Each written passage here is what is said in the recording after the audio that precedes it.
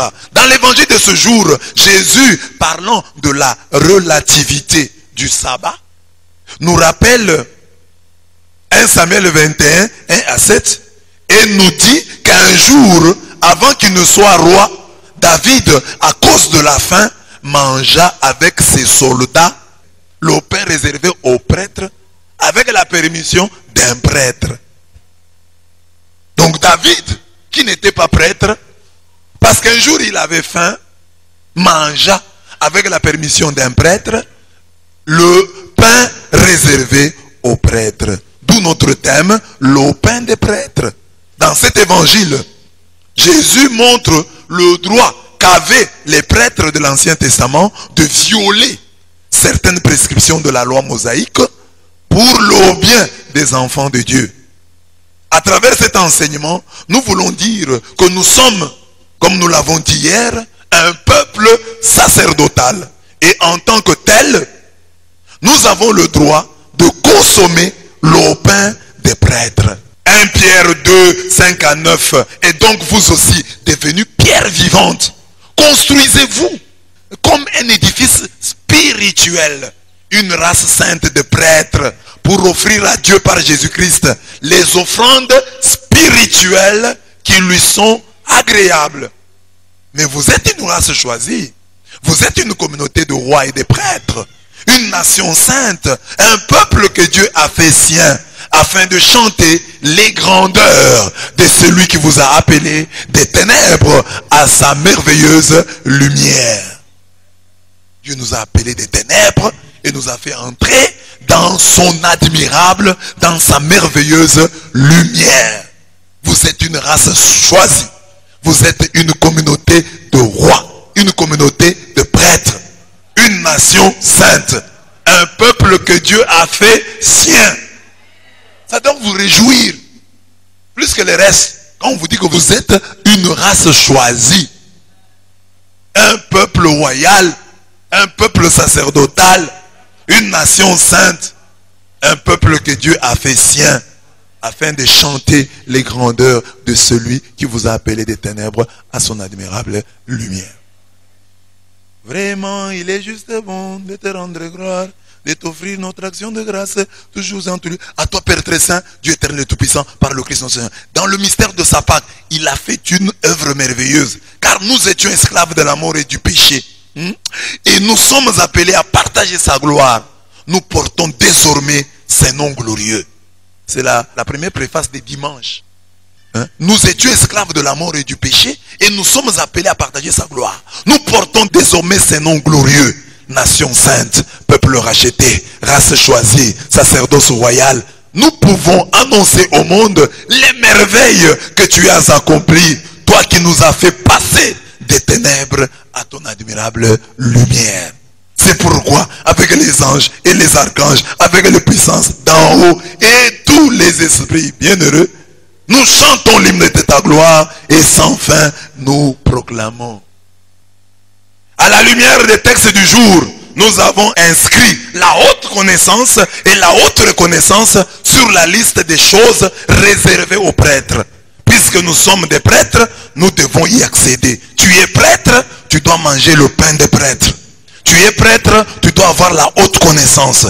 Tu es prêtre, tu dois jouir de la haute reconnaissance. La haute connaissance. Nous sommes dans l'épître aux Hébreux. Qu'est dit l'auteur? C'est pourquoi, laissant les éléments de la parole du Christ, tendons à ce qui est parfait, sans poser de nouveau le fondement du renoncement aux œuvres mortes, de la foi en Dieu, de la doctrine des baptêmes, de l'imposition des mains, de la résurrection des morts et du jugement éternel. C'est ce que nous ferons si Dieu le permet. Ces différents sujets, Hébreux 6, 1 à 3, les considèrent comme des sujets rudimentaires. Quand on commence à prêcher, renoncer aux œuvres mortes de la chair, rudimentaire. On est au niveau élémentaire. Croyez en Dieu, élémentaire. Oh, les baptêmes, quelle est la forme du baptême? Élémentaire. Oh, imposition des mains, comment imposer les mains? Élémentaire. Oh, les morts vont ressusciter, élémentaire. Oh, le jugement éternel, l'enfer, élémentaire. Élémentaire, tout ça c'est élémentaire. pour lui. Ce sont tout ce qui est élémentaire, tout ce qui est rudimentaire. Les autres versions parlent du rudiment.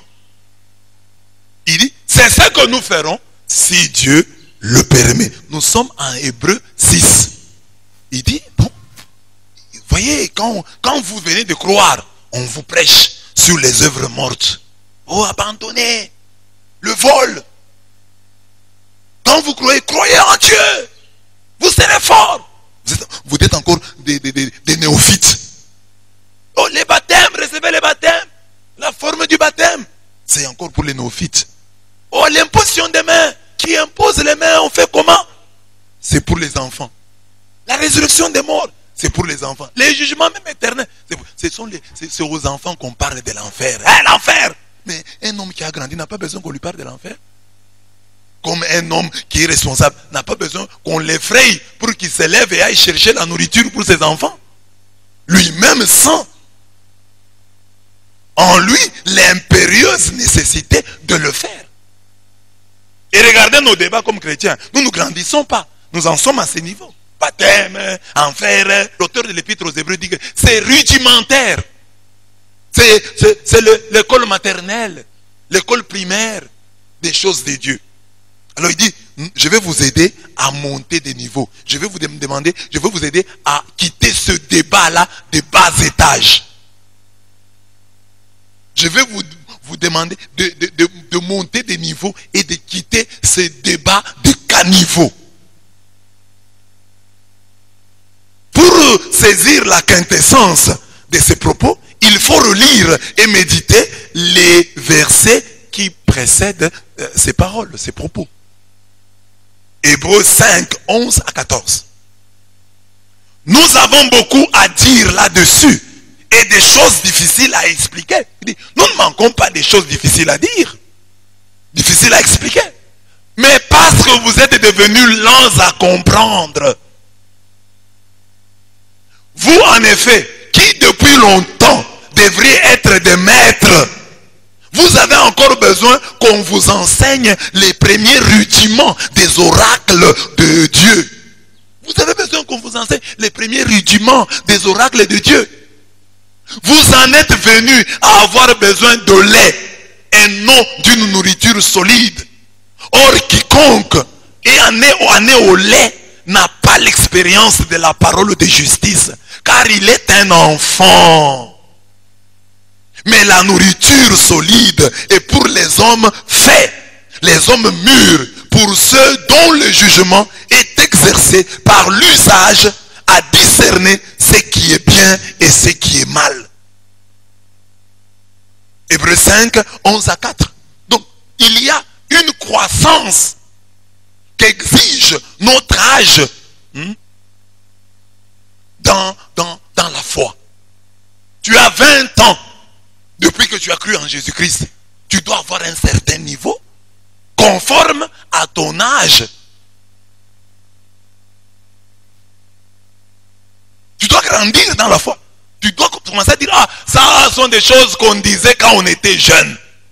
Ça sont des débats qu'on avait quand on était immature. Maintenant, nous avons grandi. Nous ne sommes plus à ce niveau-là. Nous commençons à chercher autre chose. Aux discussions sur les baptêmes, non. Discussions sur l'enfer, non. Le jugement des non, nous ne sommes plus là. Nous devons monter des niveaux. Nous devons quitter ces débats de caniveaux, ces débats de bas étage. Nous devons grandir dans la foi. Comme nous le savons, au chapitre 5 de son épître, l'auteur de la lettre aux Hébreux présente le Christ comme le prêtre parfait, selon l'ordre de Melchisédek. Mais il se bute à une difficulté, l'immaturité spirituelle de son auditoire. Il dit, mais si à cet auditoire des Hébreux, qui savent, qui croient que les prêtres ne viennent que de la tribu de Lévi, de la famille d'Aaron, les prêtres sont descendants d'Aaron, leur dire, avec leur immaturité ici, que Jésus-Christ est Melchisédek, et prêtre selon l'ordre de Melchisédek, ça ne va pas passer. Ils ne vont pas comprendre. Ce sont des Hébreux. Ils sont attachés à l'Ancien Testament. Ils ne comprendront pas. Il faut une certaine maturité spirituelle, une certaine élévation spirituelle pour comprendre le sacerdoce du Christ.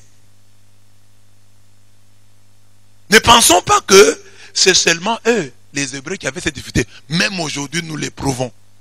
Comprendre le sacerdoce de Jésus-Christ. Ce n'est pas un allant de soi. Hein. Tu peux dire Jésus et Melchisédek, Jésus, mais dans ta bouche, mais dans ta vie, tu fais autre chose.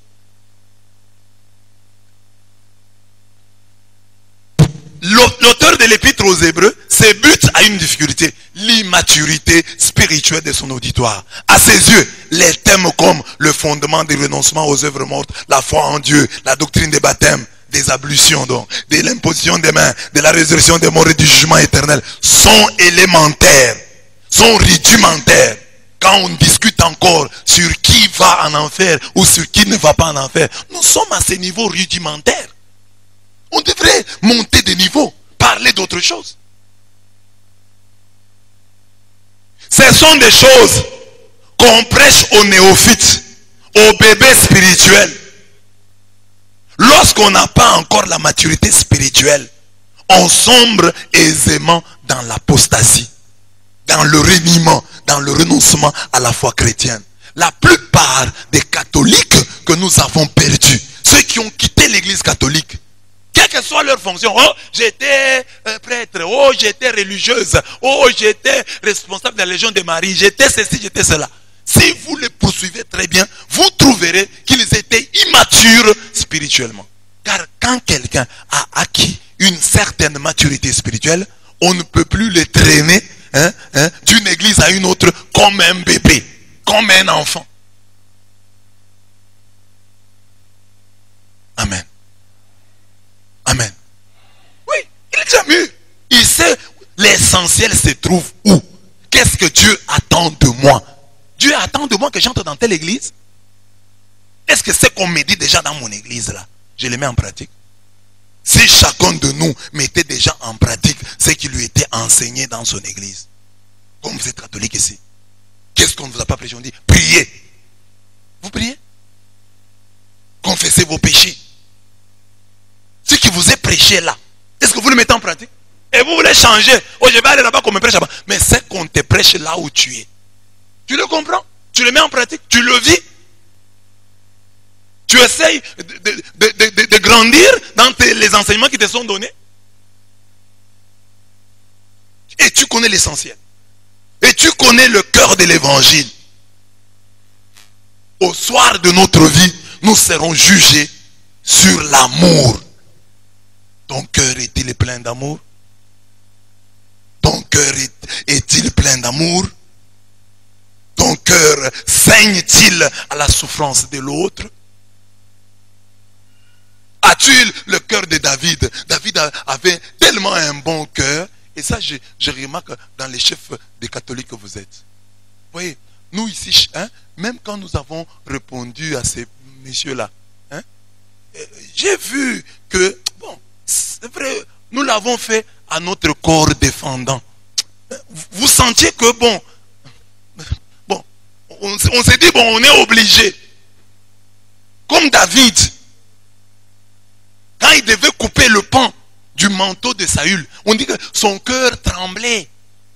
Si tu as un tel cœur, tu es dans le bon. Je te répète, tu es dans le bon. Que personne ne vienne te troubler. Tu as l'essentiel. Tu cherches Dieu. Tu te remets constamment en cause devant lui. Quand tu écoutes sa parole, tu dis non, non, non. Ça, je suis en tort. Ça, Dieu vient de me parler. Tu es à ce niveau-là, tu as grandi. Et quelqu'un ne va pas venir te dire, non, ton baptême là, il faut. Viens ici, je te baptise. Non. Qu'est-ce qui fait la vérité du baptême? Parce qu'on t'a plongé dans l'eau, parce qu'on a dit telle formule sur toi. Est-ce que toi, tu vis la grâce de ton baptême? Est-ce que tu es encore... Parce que le baptême, c'est, je vous ai dit l'autre fois, la plongée en Dieu. Est-ce que tu es véritablement plongé en Dieu? C'est la vraie question. Avec mon baptême, on m'a plongé en Dieu. Est-ce que moi, je suis resté plongé en Dieu? Parce que quelqu'un peut dire, non, dans ma paroisse, parce qu'on ne prêche pas bien. C'est faux. Dans toutes les paroisses, on prêche bien. Parce que Saint François d'Assise, vous savez ce qu'il a converti? Ce n'était pas une prédication, hein? C'était une lecture. L'évangile est une puissance. Pas la prédication. L'évangile l'évangile en lui-même, quand on lit seulement proclamation du saint évangile de Jésus-Christ selon saint Matthieu, la simple lecture peut bouleverser toute une vie. Avant même l'homélie, la parole de Dieu est puissante. Quand vous voyez aujourd'hui les franciscains là, ce sont les fruits de l'écoute d'une lecture. De l'écoute d'une lecture. Ah, pas les fruits de l'écoute et de la méditation d'une prédication. Non! Une lecture. Si tu veux être parfait, va, vends tout ce que tu as, donne-le aux pauvres, puis viens, suis-moi. Cette parole l'a bouleversé. Et il a mal compris au début. Il est allé, il a commencé à jeter aux pauvres les biens de son père.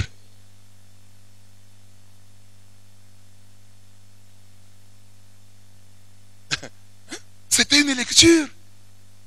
Zachée, je le disais hier, c'était pas une homélie. La parole de Jésus, descends aujourd'hui, je vais demeurer chez toi. Il s'est converti. Donc, quand tu es un enfant de Dieu, même la simple lecture de l'évangile te change. Quand tu es un enfant de Dieu, même le fait qu'un prêtre se tienne seulement devant et te regarde peut te changer.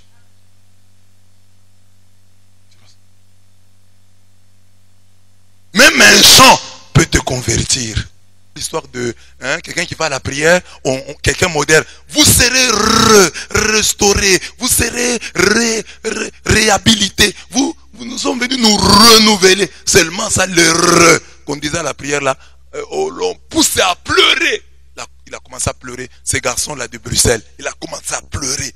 Et ça l'a retourné vers Dieu. De la modératrice. Ce n'était pas la prédication d'un prêtre.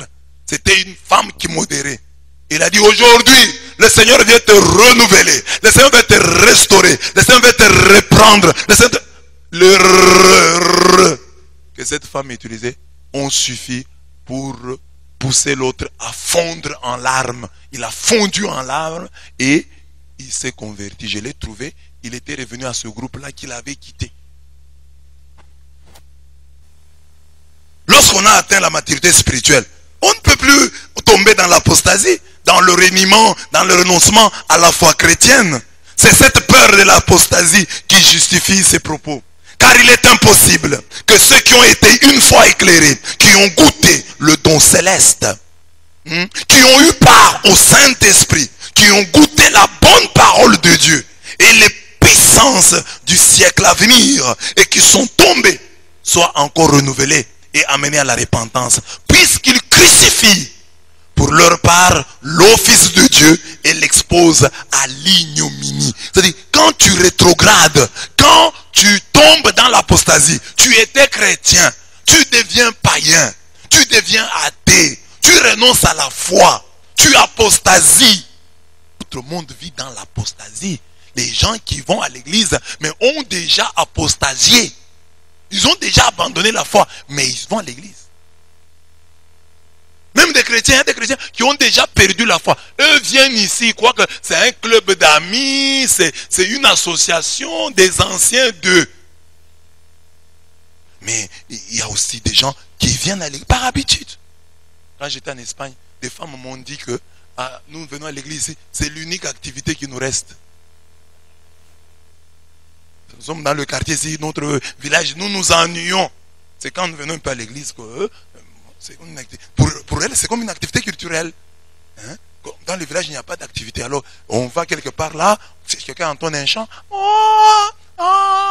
on chante là, et puis le prêtre fait ses histoires, et après il vient nous donner le pain, un petit pain là, et puis nous mangeons, puis nous sortons. Activité. Donc, l'apostasie est maintenant à l'intérieur. Je vous ai dit ici, un prêtre africain qui est en Allemagne m'a dit qu'en Allemagne, là où il est, le président du conseil paroissial ne vient pas à la messe, mais il est président du conseil paroissial. Non seulement il ne vient pas à la messe, il combat même la messe. Il lutte pour qu'on n'ait plus de messe. Un prêtre qui est au Canada, lui, m'a dit que c'est comme si là-bas, le travail du christianisme, des prêtres aujourd'hui, c'est accompagner le christianisme au cimetière. C'est-à-dire que c'est comme vous avez un frère qui est malade. On vous a dit, il va mourir. Alors, vous n'allez pas l'abandonner. Vous restez avec lui, mais vous savez qu'il va mourir. Vous l'accompagnez à sa dernière demeure. Et c'est ça le travail de l'Église aujourd'hui, donc en Occident. Accompagner l'Église à sa dernière demeure. Et c'est ainsi qu'on a dit que certains prêtres blancs se fâchent quand ils voient des prêtres africains, des prêtres venus d'ailleurs, de Pologne, d'Amérique latine, qui viennent et qui montrent de la joie, qui disent non, c'est possible, et la remontada est possible. Alors, ils ne sont pas contents. C'est quoi ça? Cette région est en train de mourir, qu'elle meure de sa belle mort. Mais les jeunes prêtres qui viennent là, il est joyeux, il dit non, c'est possible, la remontada est possible. Des gens qui ne font plus des efforts, des gens qui croient que c'est fini, le christianisme va mourir. Il y en a qui croient comme ça. La remontada est possible. Même en Occident. Il faut que nous puissions y croire.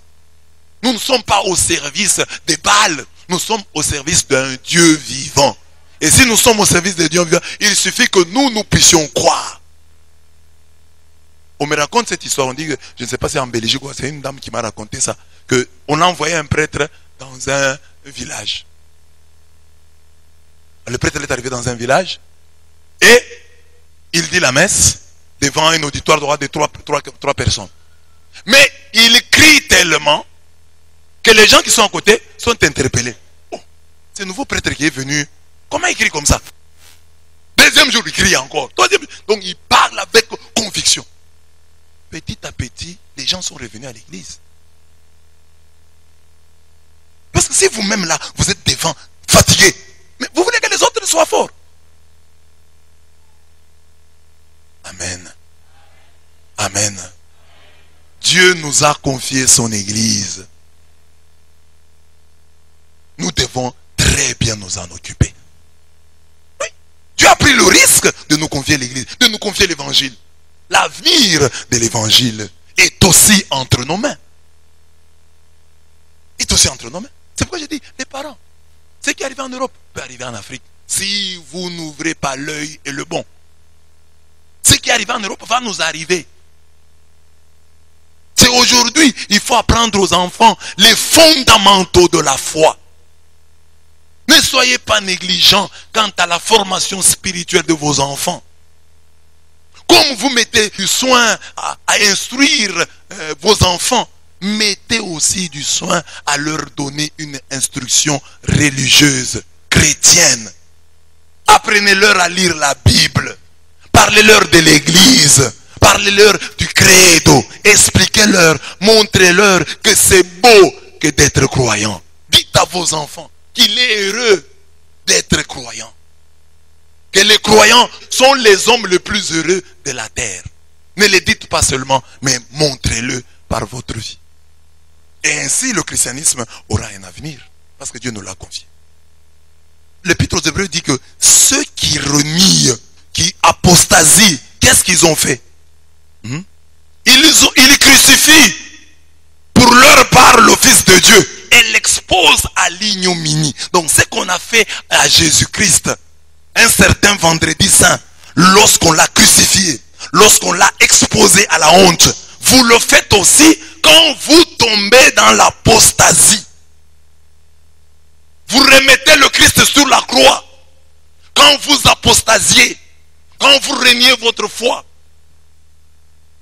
quand vous devenez chrétien de nom, quand vous ne fournissez plus des efforts pour approfondir votre foi, vous enracinez dans celle-ci. Lorsqu'une terre est abreuvée par la pluie qui tombe souvent sur elle et qu'elle produit une herbe utile à ceux pour qui elle est cultivée, elle participe à la bénédiction de Dieu. Mais si elle produit des épines et des chardons, elle est réprouvée et près d'être maudite et on finit par y mettre le feu. Quand la pluie de la parole tombe, c'est pour que tu produises des bons fruits. La pluie de la parole ne peut pas tomber pour que tu produises des épines. Tu écoutes la parole doit t'amener à plus de prières, à chercher Dieu, à l'aimer davantage.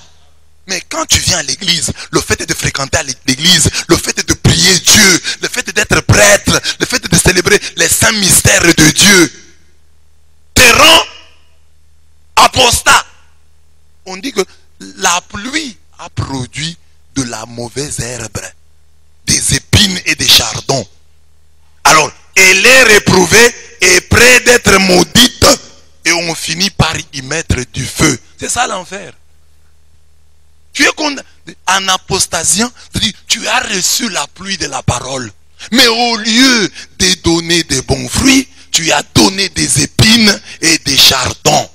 Tu viens à la prière, tu écoutes la parole. Au lieu que la parole te change, la parole te t'abîme. Au lieu que la parole t'améliore, la parole te détériore. On dit que ça, c'est fini. La parole doit t'améliorer. Je vais à l'église, je suis proche du curé, je suis proche de mes frères et sœurs. Ça ne doit pas te détruire. Ça ne doit pas détruire l'homme intérieur en toi. Si ça détruit l'homme intérieur en toi, c'est ça même l'apostasie. C'est ça l'explication de l'apostasie. Tu es une terre abreuvée par la pluie qui tombe sur toi souvent. Tu dois produire une herbe utile à ceux pour qui tu es cultivé. Et tu dois ainsi participer à la bénédiction de Dieu. C'est lui qui a la haute connaissance du Christ est éclairé. Il a goûté au don céleste. Il a eu part au Saint-Esprit. Il a goûté à la parole de Dieu et aux puissances du siècle à venir. Un tel homme est comme une terre souvent abreuvée par la pluie et qui produit de la nourriture. Mais celui qui, après avoir reçu cette pluie de la bonne parole et qui tombe par la suite dans l'apostasie, est irrécupérable. Il est digne de la géhenne. Il est impossible qu'il soit encore renouvelé et amené à la repentance, puisqu'il crucifie pour sa part le Fils de Dieu et l'expose à l'ignominie, à la honte. Hébreux 6:6. À la lumière de ces textes, nous sommes donc invités à prier et à faire tout ce qui est à notre pouvoir pour rencontrer le Christ en tant que Melchisédek. C'est ça la croissance. Il dit, il faut que vous puissiez rencontrer le Christ comme roi de Salem. Comme prêtre et roi. Vous devez les rencontrer ainsi. Cette connaissance du Christ comme Melchisédek est un puissant vaccin contre l'apostasie, contre la rétrogradation spirituelle. En effet, très souvent, nous ressemblons au chien et à la truie. Le chien est retourné à ce qu'il avait vomi et la truie l'avait s'est vautrée dans le bourbier. 2 Pierre 2:22. Nous retournons à nos vieux démons. Les démons que tu as chassés, tu vas le chercher toi-même. Si nous rencontrons Jésus comme Melchisédek, nous ferons la même expérience qu'Abraham, qui fut le premier homme à rencontrer Melchisédek, roi de Salem. Que dit la Bible au sujet de la foi imperturbable d'Abraham? Écoutez Abraham. Il avait environ 100 ans, mais sa foi ne faiblit pas.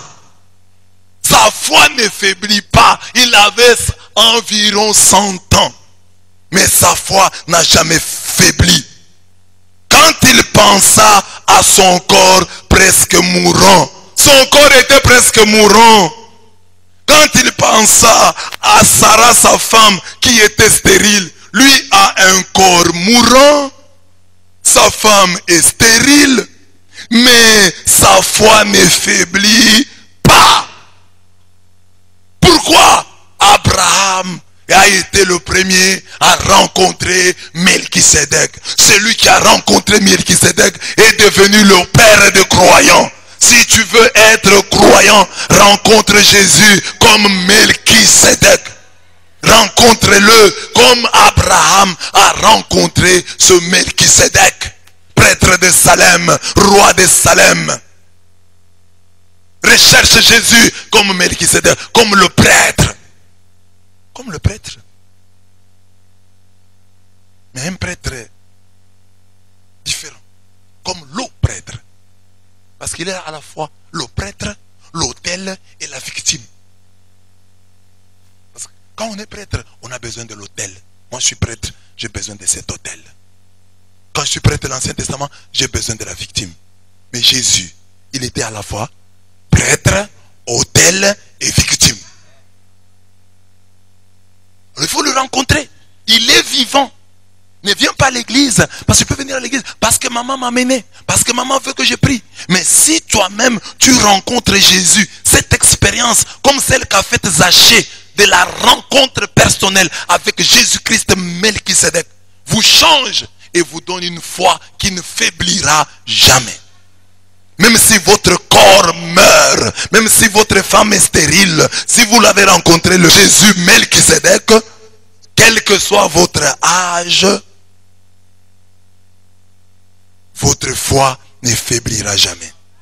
On ajoute, il ne perdit pas confiance et ne douta pas de la promesse de Dieu. Au contraire, sa foi le fortifiait et il loua Dieu. Il était absolument certain que Dieu a le pouvoir d'accomplir ce qu'il a promis.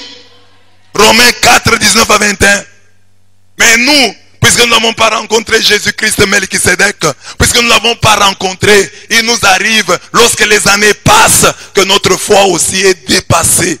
Les années passent, je ne vois pas ce que je demande à Dieu, je commence à faiblir. Abraham n'a pas faibli. Même quand il voyait son corps mourir, c'est-à-dire il sentait que l'impuissance était en train de le gagner. Malgré cette impuissance qui le gagnait, malgré la stérilité de sa femme, Abraham à aucun moment n'a perdu confiance en Dieu. Il disait, Dieu m'a dit, j'aurai un enfant avec Sarah. J'aurai cet enfant. C'est ainsi qu'il a été capable de chasser Agar. Dieu dit, c'est Sarah qui lui dit, chasse Agar. Et Dieu dit, obéis à ce que Sarah te dit. Il devait dire, mais c'est Agar qui me donne les enfants, non? Je vais chasser Agar, pourquoi? Parce qu'il croyait qu'il aurait des enfants avec Sarah, comme Dieu le lui avait dit. Sa foi n'a jamais faibli, malgré son âge. Mais nous, c'est plus tu traînes à la colita, plus tu t'abîmes. Plus tu traînes à la chorale, plus tu deviens têtu. Plus tu traînes dans une paroisse, plus tu deviens désobéissant, tu commences à te comporter, tu deviens rebelle. Mais Abraham, ce ne fut pas le cas. Plus les années passaient, il était lui comme le vin. Parce que le vin, plus les années passent, plus il devient bon. Amen. Dis à ton voisin, sois comme le vin. Que les années qui passent te rendent meilleur. Te rendent meilleur. Oui. C'est ça la haute connaissance. Grandis dans la connaissance.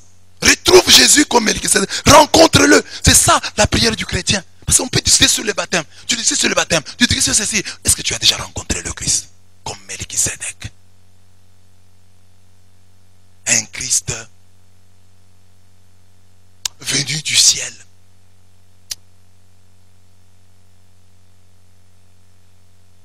Un Christ vivant qui t'apparaît, qui se manifeste dans ta vie, à qui tu donnes une réponse d'amour, à qui tu payes ta dîme. La première dîme de l'histoire a été payée à Melchisedec par Abraham, notre père dans la foi. En tant que peuple sacerdotal, nous devons vivre cette parole.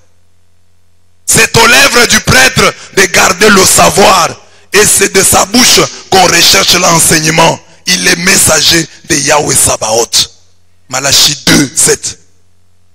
La haute connaissance. Le prêtre doit connaître. Le catholique ne doit pas se dire, ah, je laisse aux abbés, ceux qui sont dans le sacerdoce ministériel, je leur laisse la connaissance. Moi, je suis un chrétien, j'ai ma foi du charbonnier, mais il me suffit. Non!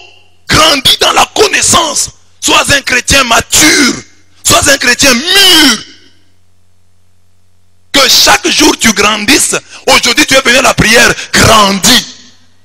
Que Dieu nous donne le pain de prêtre qui est la haute connaissance. Tu es prêtre, entre dans la haute connaissance. Et la haute connaissance, c'est rencontrer Jésus comme Melchisedec, prêtre de Salem, roi de Salem. Melchisedec.